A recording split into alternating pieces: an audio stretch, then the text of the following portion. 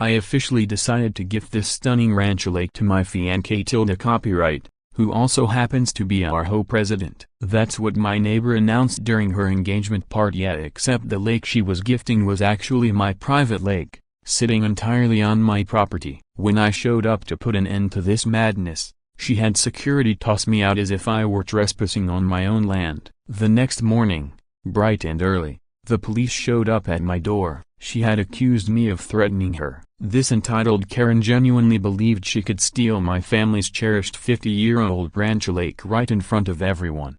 But her greed backfired spectacularly, sparking a $3 million lawsuit that would unravel in ways no one could have predicted. Let me take you back to where it all began. A warm Saturday evening in June, the laughter and clinking glasses drifting over from next door would soon turn my world upside down. I was sitting on my grandfather's old bench by the water, watching the koi glide lazily beneath the willows, when the noise from Patricia's backyard grew louder. She was hosting her engagement celebration, and it sounded like half the neighborhood had shown up to toast her upcoming marriage to Derek, a real estate developer who always looked like he'd rather be anywhere else. This lake had been in my family for 3 generations. My grandfather built this ranch with his own hands back in the 1970s. Every morning, I'd feed the koi. Some descended from the original fish my grandfather imported from Japan. The spring-fed water sparkled, framed by weeping willows that offered cool refuge on summer days. It wasn't just water, it was living history, a place where my father proposed to my mother, and where countless family gatherings had left their mark. As a landscape architect, I appreciated the importance of preserving natural beauty, and this lake was the crown jewel of our land. The irony? Patricia, the ho-president for the past 3 years, had tried more than once to claim the lake for the neighborhood, calling it the most stunning water feature in the development. Suddenly, the music and laughter from the party faded, replaced by the amplified sound of Patricia's voice over a microphone. Curiosity drew me closer to the fence so I could hear what she had to say. "Thank you all for coming to celebrate our love," she began, her voice dripping with that rehearsed sweetness she used for home meetings. "In our wonderful community, we believe in sharing and caring. We're more than neighbors, so we're family." A ripple of polite applause followed. I rolled my eyes. Patricia was a master at presenting herself as the warm, benevolent leader, even as she issued violation notices for the tiniest infractions. Then came the bombshell. "And speaking of sharing," she continued, pausing for effect,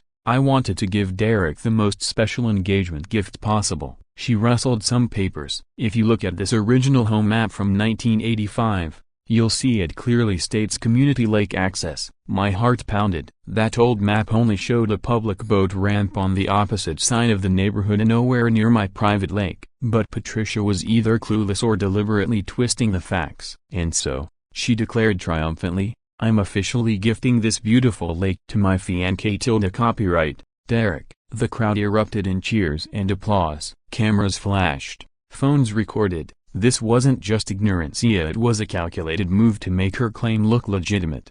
I didn't hesitate. I walked around to her gate, pushing through the gathering with my grandfather's property deed in hand. "Excuse me," I said, trying to keep my voice level despite the fury bubbling inside. "That's my lake. You have no right to give away what isn't yours." The guests went silent, turning their gaze from Patricia to me. Her smile didn't falter, but I caught a glint of triumph in her eyes. "Oh, Marcus," she said sweetly into the mic, "you seem confused. This is a community asset, and as ho-president, I can allocate resources as I see fit." I held up the deed for everyone to see. "This proves otherwise. That lake has been private property for 50 years, and you know that." Derek shifted uncomfortably beside her, eyes glued to his phone. Patricia's pleasant expression hardened. "Security," she barked. "We have someone trying to ruin our celebration. Please remove him." 2 large men in black shirts moved toward me. "This is absurd," I protested. "You can't just decide someone else's property belongs to you." Patricia's voice over the microphone drowned me out. "I'm so sorry, Everina. Some people just can't bear to see others happy." The security guards grabbed my arms and started forcing me back toward the gate. I tried to explain to the guests that Patricia was lying, but the music resumed, and most turned away, eager to get back to the party. As I was shoved out, I tripped over a garden hose and fell, the deed slipping from my grasp. Phone snapped photos, and I heard someone start recording video. "He's attacking us," Patricia screamed, even though I was the one on the ground. "Somebody call the police." The guards pulled me up and pushed me outside, slamming the gate shut. Through the fence, I could hear Patricia reassuring her guests, "I'm so sorry you had to see that. Some neighbors just can't accept change, but don't worry, Derek's Lake will soon be our community's pride." Cheers and clapping followed while I stood there, grass stains on my clothes, fury burning in my chest at the theft of my family's legacy. Within a few hours, the video spread online like wildfire. "Jealous neighbor ruins engagement party" racked up 500,000 views, with comments flooding in, calling me selfish, entitled, and worse. The video had been carefully edited to paint me as the villain. Of course, the video conveniently started rolling right as I was already in the middle of arguing, making it look like I'd stormed in just to cause chaos. But something curious was happening in the comments section. Amid all the negativity, a few sharp-eyed viewers started asking real questions. "Wait a minute, how did she say she's gifting a lake she doesn't even own?"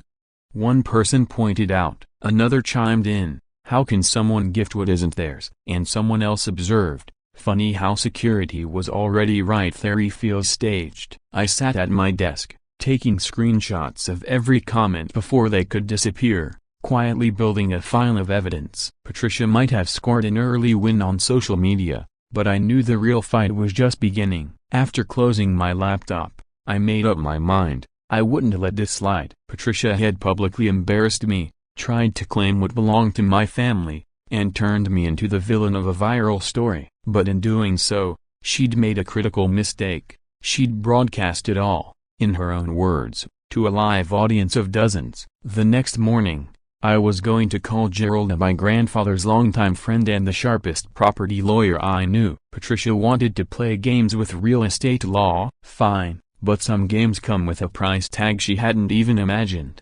But why did Patricia even believe she had a right to my lake? Feel free to drop your theories before hearing what happened next. The sound of firm knocking at my door at dawn is never good news, especially not when it comes less than a day after your neighbor announces she's claiming your lake. Half asleep, I pulled on a robe and opened the door to find two uniformed officers on my porch, and there, standing behind them, Patricia herself, watching like a hawk circling prey. "Mr. Marcus?"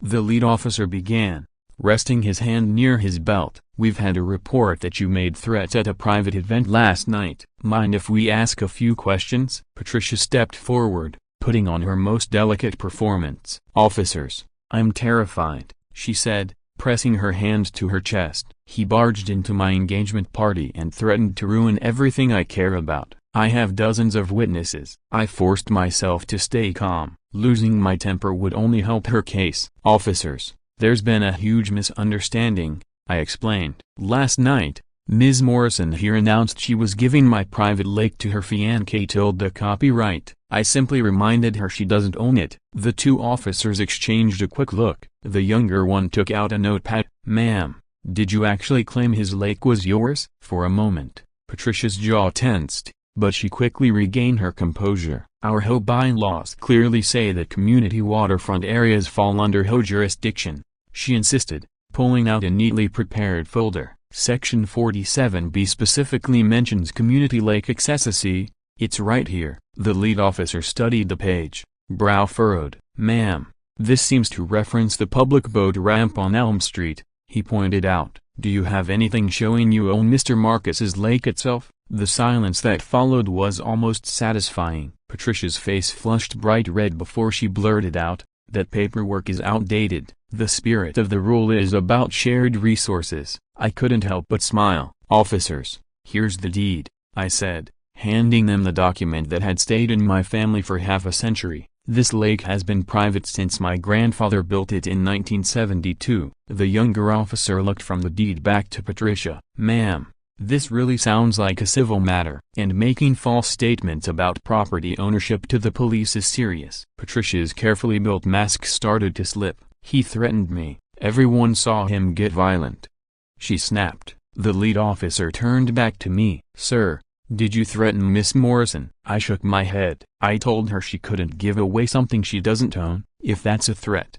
then half the legal system is threatening people. The younger officer actually let out a quick laugh before covering it with a cough. Patricia's eyes narrowed. "This isn't over," she spat. But the officers had already started heading to their patrol car. "Ma'am," the lead officer called back, "it might be a good idea to speak with a real estate attorney before you make any more claims about this lake." As they drove away, Patricia glared at me, shaking with anger. "You think you've won?" she sneered. "I've been president for 3 years. I know every loophole there is. That lake will be Derek's wedding gift whether you like it or not." She stormed off, and for a brief moment, I let myself hope the morning drama was over. But I was wrong. By mid-afternoon, the roar of heavy equipment echoed outside. I looked out the window to see a flatbed truck unloading giant posts and what appeared to be pieces of a massive billboard. Patricia was out there, guiding the crew, and streaming every moment on her phone. "Hi, everyone. Patricia here with an exciting update on the Derek's Lake Resort project," she trilled to her viewers. "We're making it official with a proper sign. Soon, this lakeside property will become a community treasure, complete with a marina, spa, and wedding venue." My jaw dropped as the workers put up a towering billboard reading "Future Site, Derek's Lake Resort and Spa," featuring a glossy artist's illustration of my lake, complete with my actual shoreline in the background. Technically, the sign sat just over the property line on her land, but the arrow pointed unmistakably toward my lake. "And Derek," he stood off to the side, glancing at his phone over and over, sweat visible on his brow despite the mild weather. When Patricia called him over to pose for a photo, he forced a smile that looked more like a grimace and went straight back to checking his screen. Clearly, something about this plan had him worried, and it wasn't just the fact that what Patricia was doing was blatantly illegal. Once the workers finished putting up the towering billboard, I heard Patricia announce to her online audience, "Some people might try to stand in the way of progress, but love always wins. Derek and I are building our future, and no bitter neighbor can stop us." The live stream had already gathered over 10,000 viewers. Comments flooded in, some cheering her on, others openly questioning how she could advertise development on land she didn't own. But Patricia didn't care about legality as she cared about optics. And on camera, at least, she was winning. I grabbed my phone and fired off a message to Gerald, "Need to meet ASAP. Neighbor is escalating. I got police involved and now putting up commercial development signs on my property." His reply came almost instantly, "Come to my office in an hour." And Marcusa started documenting everything, every false claim, every incident, every person who witnessed it. "We'll need it all." As I gathered my paperwork, something in the documents Patricia had waved around for the police caught my eye. The election records from 3 years back, when she became president, showed oddly high turnout and nearly unanimous support from addresses I distinctly remembered had been vacant at the time. "Gerald," I texted again, "we should look deeper into how Patricia won the election. Something doesn't add up." His next message made me smile for the first time all day. "Already digging since your call last night. You won't believe what I found." Patricia's been at this a lot longer than you think. Looking out at the huge billboard staking a claim on my family's lake, I realized this wasn't just a petty neighborhood fight anymore. It was corruption, fraud, and a woman convinced her position let her take whatever she wanted. What if Patricia's hiding something even bigger? I thought. Should Marcus sue immediately? A comment yes or number. Walking into Gerald's law office brought a rush of memories. The same dark wood shelves stacked with leather-bound volumes, the faint smell of old pipe tobacco lingering in the air. But what Gerald placed in front of me on the polished mahogany desk was entirely new and explosive. "Marcus, your gut about the election was spot on," he said, adjusting his glasses. I had my investigator pull the original election documents. "Look at these signatures." He laid out the pages, pointing to row after row. "See these 30 addresses? At the time of the election, they were bank-owned foreclosures, houses tied up in probate, and even a vacant lot that never had a building on it. Yet somehow, they all managed to vote for Patricia." I leaned in, noticing the same looping handwriting repeated across supposedly different ballots. "She forged them," I murmured. The realization hit like cold water. "She rigged the election to get herself in as president." Gerald nodded, his expression grim. "That's not the only part. Remember the A Community Lake Access Clause she keeps waving around? I pulled the original Ho Charter from 1985. That clause only refers to the public boat ramp at Elm Street almost half a mile from your lake. She's deliberately twisting it to look like she has authority over private property. I felt hopeless for the first time since this nightmare began. Can we prove this in court? Gerald's slow smile would have terrified anyone on the other side of the table. We can do better. Forged election documents. That's outright fraud. Misrepresenting private property as communal for personal gain? That's attempted theft. And doing it while serving as an elected officer. That's corruption. We're not just stopping her, Marcusa, we're going to expose her for what she is. He opened another folder. Here's what I've prepared. First, an emergency restraining order to keep her and Derek at least 500 feet from your property. Second,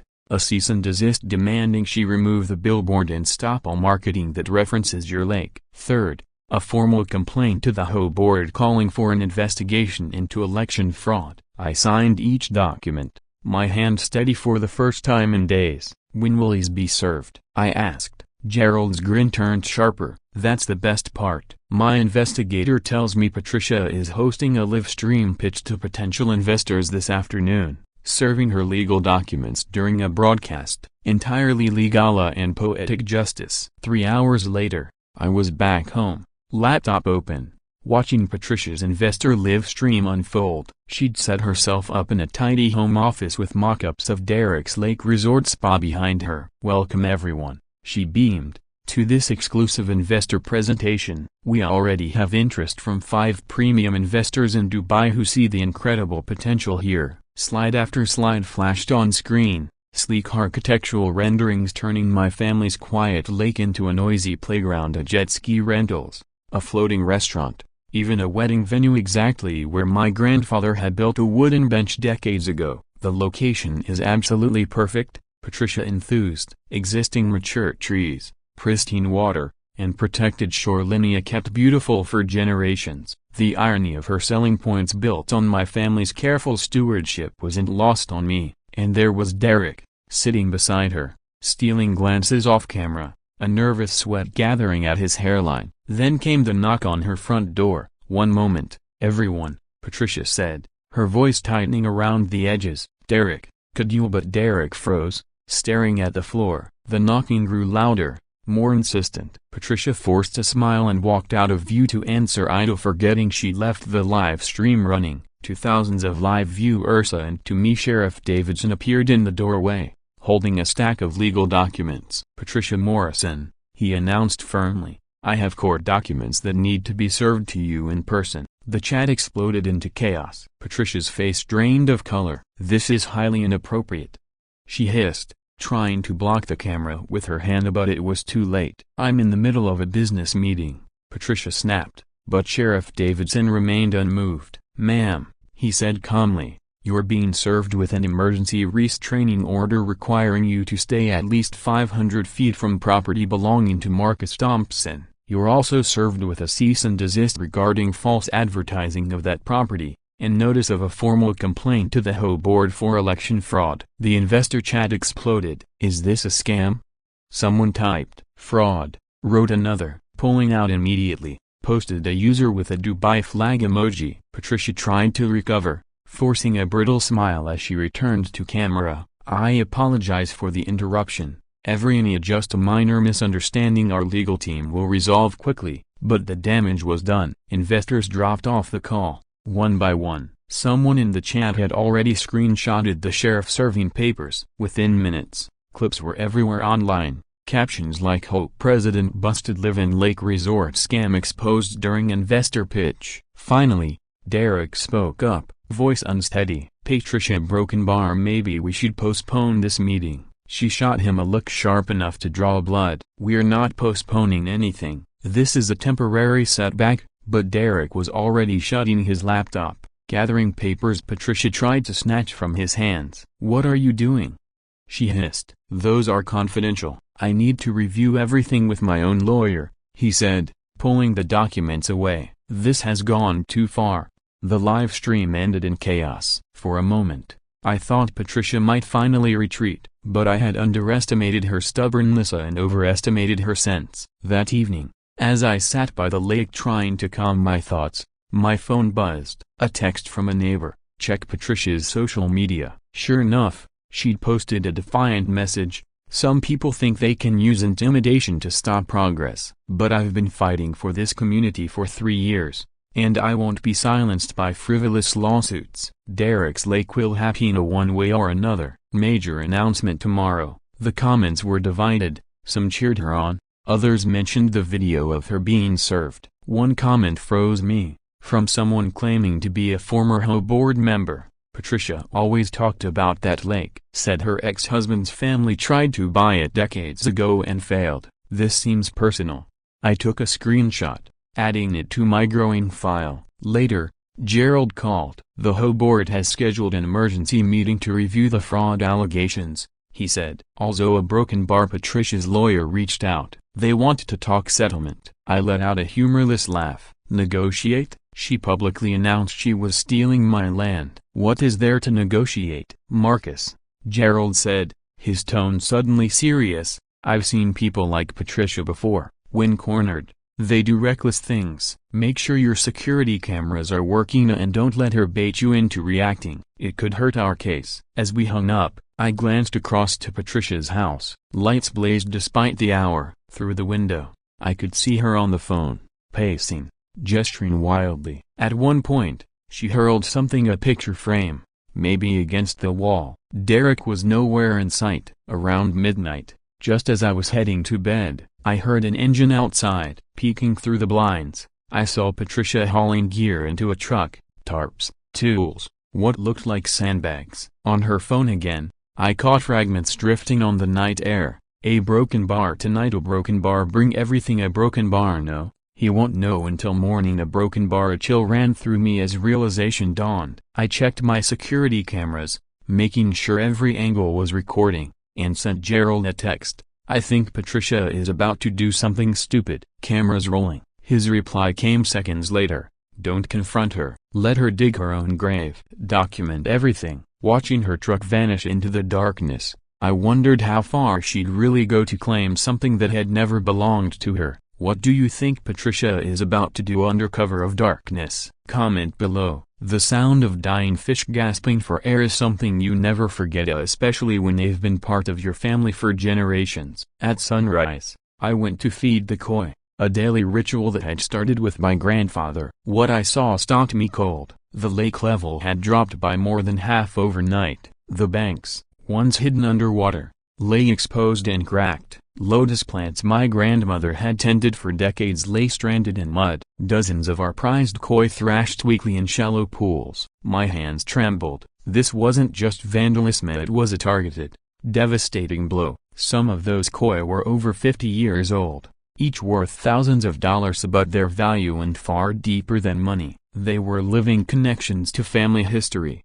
carefully bred and cared for across 3 generations. Among them lay Sunshine, the oldest and largest koi my grandfather had named himself. Her massive gold and wide body lay half buried in muck, unable to breathe. I dropped to my knees, trying desperately to scoop smaller fish into deeper water, but it felt as futile as trying to stop a flood with my bare hands. Reviewing my security footage confirmed my worst fears. At 2 a.m., Derek's truck had pulled up to the creek on the public easement that fed into my lake. Over 2 hours, he used sandbags and wooden planks to build a crude dam, diverting the water away. In the video, Derek looked nervous, constantly glancing over his shoulder. Several times, he paused, staring at his phone, before returning grimly to work. Patricia's voice must have been on the other end, pushing him forward. The environmental damage was staggering. Beyond the koi, the entire ecosystem we'd nurtured for 50 years was unraveling overnight. Herons circled in confusion overhead. A beaver family on the north shore abandoned their lodge. Frogs and turtles struggled in shrinking puddles. It wasn't just property damage, it was ecological vandalism on a heartbreaking scale. I documented everything on my phone,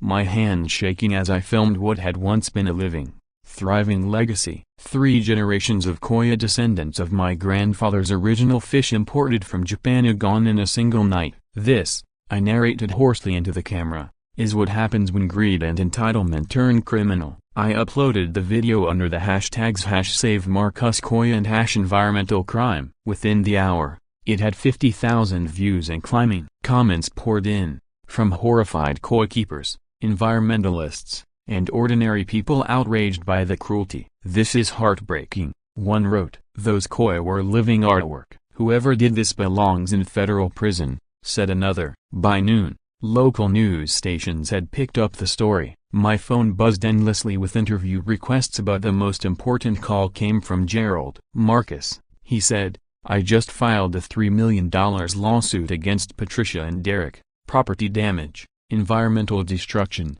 emotional distress, punitive damages." He paused. "But that's not all. I've also contacted the EPA. Damming a waterway affects federal jurisdiction. This isn't just civil anymore, it's criminal." The lawsuit Gerald prepared was thorough. He'd calculated not only the market value of the dead koi, some worth $10,000 each, but also the cost of restoring the ecosystem, the irreplaceable generational bloodlines, and the emotional trauma of losing a family heritage built over half a century. As if the morning hadn't already been surreal enough, around noon Patricia posted her own video response. She stood near the devastated lake in what she must have thought passed for concerned citizen attire. "It's suspicious," she told the camera, "that right after being served legal papers, Marcus would destroy his own property, maybe for sympathy or insurance money." But Patricia made a fatal mistake. Sharp-eyed viewers noticed she wore the same clothes from the midnight loading footage, just with a different jacket thrown over. People began comparing timestamps,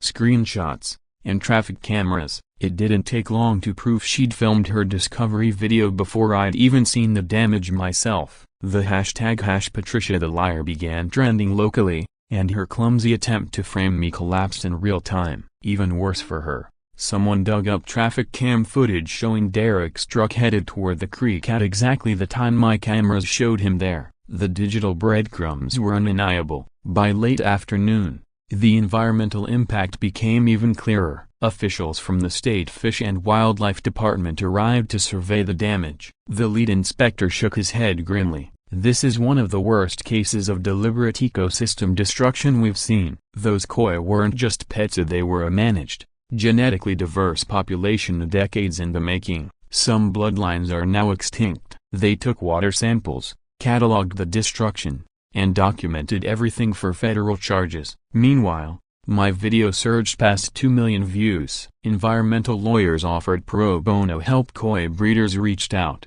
offering to help rebuild the bloodlines. But no amount of support could bring back Sunshine and the other irreplaceable fish. Patricia's frame job video was ratioed into oblivion by fact-checkers, and Derek was conspicuously absent from any of her content. His truck had vanished from their driveway. When a local reporter knocked on Patricia's door, she opened it alone, insisting Derek was traveling for business. That evening, Gerald called with more news. "The EPA is fast-tracking this case," he said. "Your lake connects to protected wetlands downstream. By blocking the flow, they endangered a federal wildlife preserve." Patricia and Derek are now looking at fines up to $250,000 per day until restoration and criminal charges. He added, almost as an afterthought, 3 HO board members just reached out. They're horrified by what Patricia did. They're calling an emergency meeting to discuss her immediate removal as president. As dusk settled,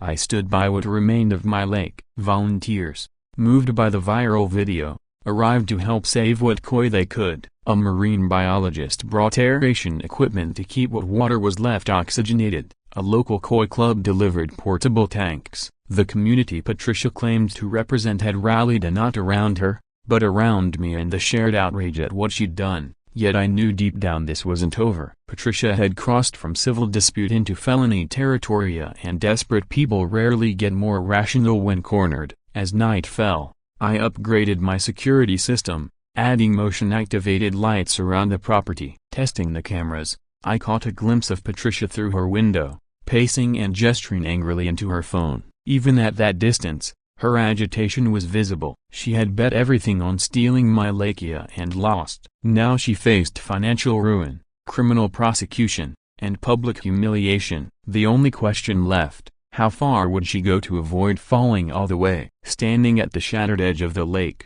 moonlight glinting off what little water remained, I remembered my grandfather's words, "Patient fishermen catch the biggest fish, but sometimes, you have to guard your pond from poachers." Patricia had proven she'd destroy an entire ecosystem for greed. What might she do next to avoid accountability? As I headed back inside, my phone buzzed with a message from an unknown number. "You think you've won? This isn't over. Some fights get personal." I screenshotted it and sent it straight to Gerald. If Patricia wanted to escalate, she'd find I was done being patient. The gloves were off and the stakes had never been higher. How far would Patricia go to cover up her crimes? Patricia was getting desperate, and desperate people are dangerous. What's her next move? Sometimes the deadliest predators smile while setting the trap, and Patricia had perfected that art over 3 years as co-president. I should have seen it coming when she suddenly went silent for 48 hours after the lake disaster. Patricia was never quiet unless she was plotting. The first sign of trouble,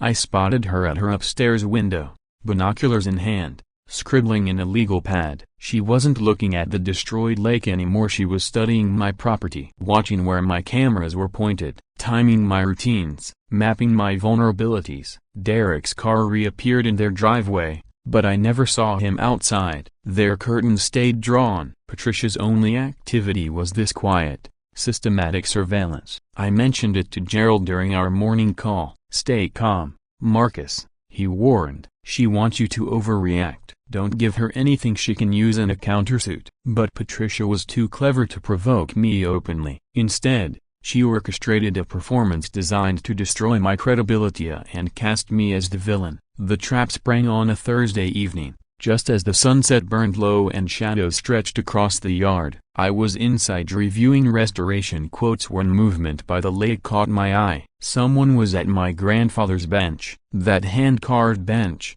built half a century ago for my grandmother. It sat just outside my property line, on the narrow public easement by the lake access path. Derek stood there, sledgehammer in hand, smashing it piece by piece. The crack of splintering wood stabbed through me like physical pain. That bench was where my grandfather had taught me about patience, where my father and I sat after my mother's funeral. It was family history in Cedar and Oaxaca, and Derek was destroying it like trash. From a hidden spot, Patricia filmed. Her camera angle was chosen with surgical precision. It captured me in frame, but not what Derek was actually doing. Every logical part of me screamed to stay inside. Let the cameras catch it. Call the police later. Handle it properly. But logic fails when you watch someone destroy the last physical piece of your family's love. I burst out the door, running toward them, my vision tunneling with grief and rage. "Get away from there!" I shouted, my voice cracking.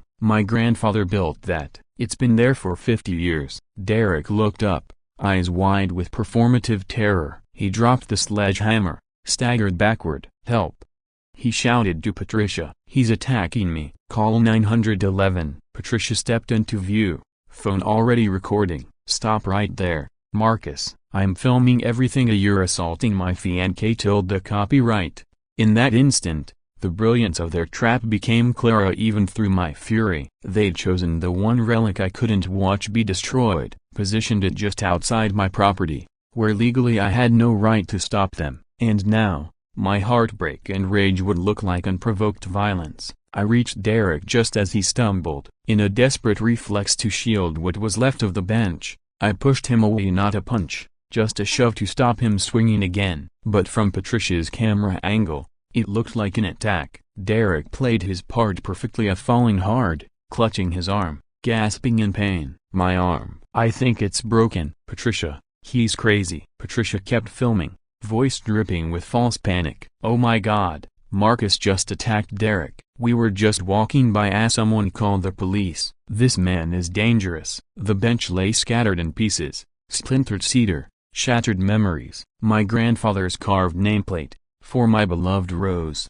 cracked in two at my feet. Neighbors emerged from their homes, drawn by the noise. All they saw was Derek on the ground, moaning. Patricia live streaming, breathless. And me, fists clenched, standing over them. "He destroyed my grandfather's bench." I tried to explain, but Patricia already controlled the story. He's been harassing us since we got engaged and now this. We're not safe here anymore. She'd learned from the failure of her first frame job. This time, she streamed live. Thousands watched in real time, feeding on her lies. Call the cops. That man's unhinged. Poor Patricia and Derek. Within minutes, the clip spread every weary captions like, crazy neighbor attacks couple live. Ho president assaulted by bitter neighbor. I stood frozen, breathing hard, staring at the wreckage, knowing, in that crushing moment, that I had walked right into their trap. Patricia zoomed in on my face, catching what probably looked like guilt but was really the dawning horror that I had just handed her everything she needed to destroy me. My phone rang.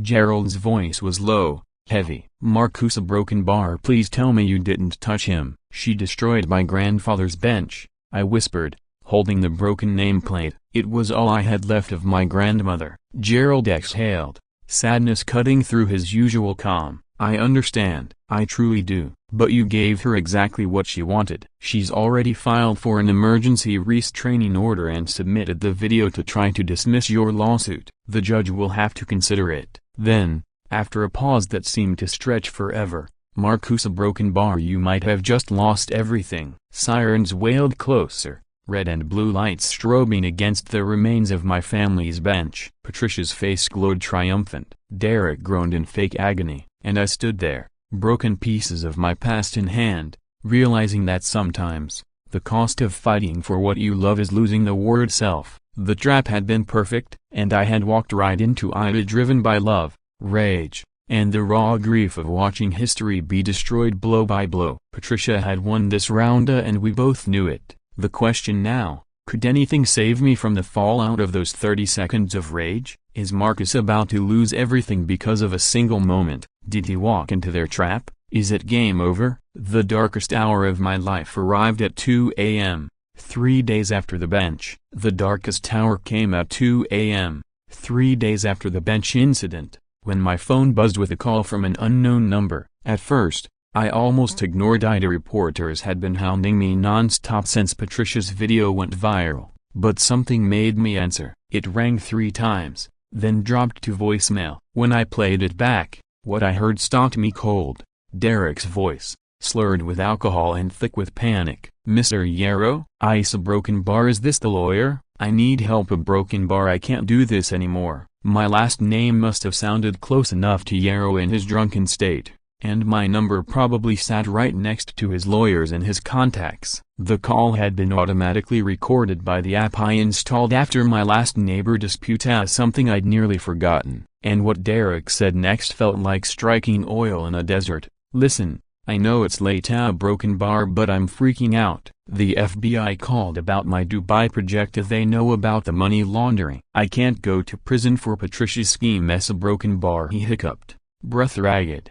Then words tumbled out in a flood. It was all her, the whole thing. She made me block the lake, made me destroy the old man's bench. She even drew diagrams that told me exactly where to stand so the cameras wouldn't catch what I was really doing. A broken bar. There was a pause, the sound of liquid pouring. Then Derek spoke again, his voice cracking. She's been stealing from the hoe for 3 years, $500,000. Maybe more. She needed that lake development to plug the hole before the audit next month. A broken bar and the election. She didn't just forge a few signatures, she created entire fake voter rolls. Dead people, empty houses, even made up names. Showed me the spreadsheets, bragged about how nobody questions the president if they just keep paying fees and minding their buzziness. A broken bar. The confession kept going. 5 full minutes of Derek unloading everything. Patricia's obsession with my lake, how she studied property law for loopholes, rehearsing her engagement speech over and over, how her ex-husband's father once tried to buy my family's land in the 80s,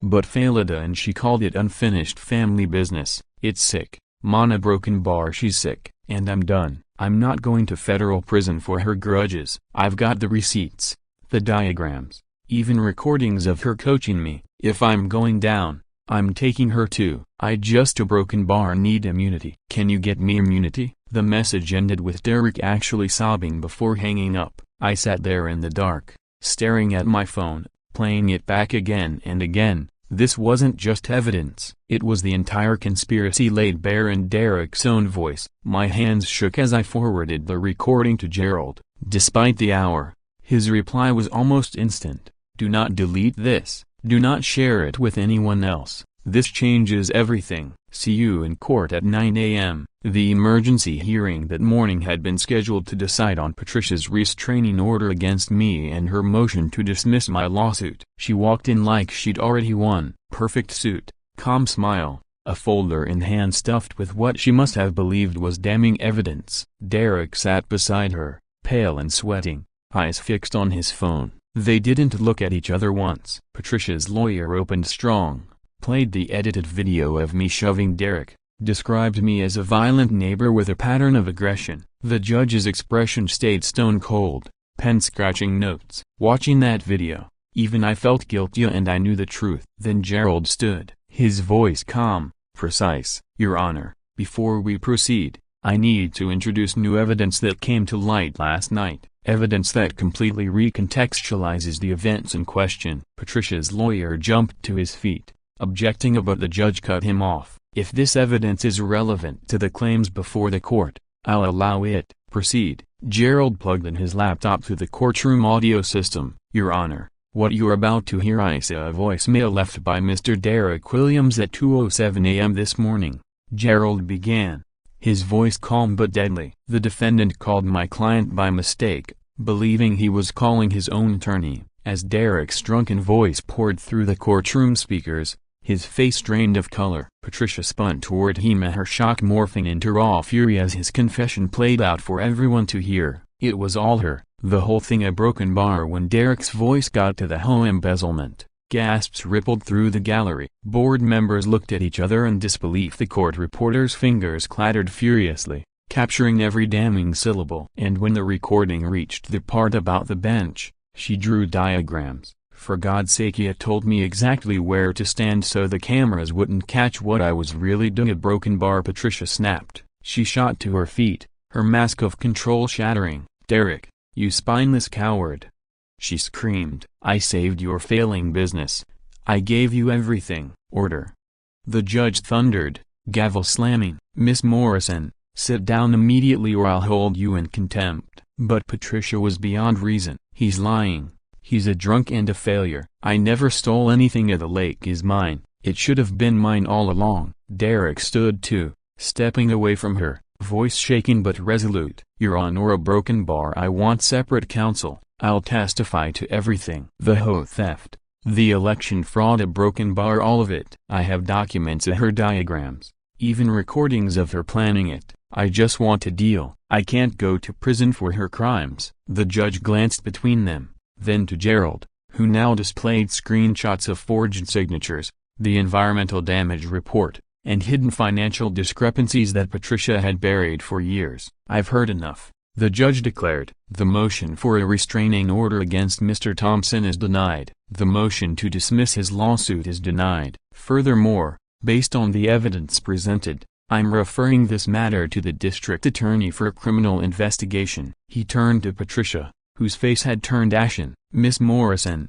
I strongly suggest you retain criminal defense counsel immediately. What happened next felt like a scene from a courtroom drama. Two federal agents, who had been waiting just outside, stepped into the room. Patricia Morrison, one agent announced, producing handcuffs. You're under arrest for wire fraud, embezzlement, and conspiracy to commit environmental crimes. You have the right to remain silent. A broken bar as they cuffed her. Patricia's defiance collapsed. She looked around wildly at the disgusted faces of the whole board, neighbors filming with their phones, and Derek being quietly escorted away by other agents. Her empire of lies was falling apart in real time, and everyone could see it. This isn't over, she shrieked as they led her away. That lake belongs to my family. It was supposed to be ours, but it was over. The judge later awarded me the full $3 million in damage, as though I knew collecting the full amount was unlikely until the criminal cases played out. The whole board voted unanimously to remove Patricia as president and launched a forensic audit,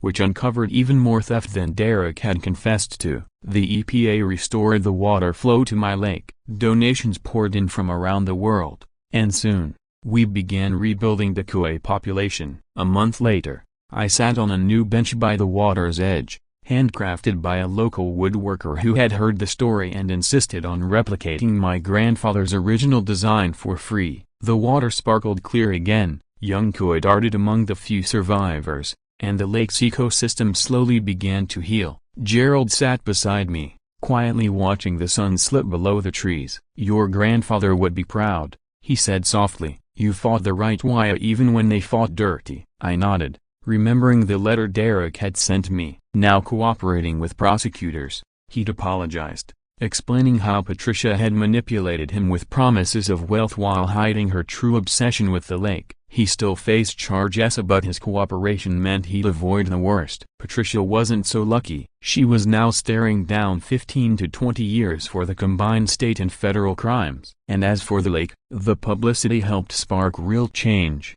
The city council passed new ordinances protecting historic family properties from overreach. My grandfather's legacy would remain intact, protected, and alive for future generations. The war was over. Justice had prevailed, even if victory had come at a price I never imagined paying. Will Marcus step up as the new president to clean house? This story is 100% real. Which part shocked you the most? Comment below and subscribe for part 2. Still here? You're one of us now. Subscribe to Ya Story Essa and binge like your group chat depends on it.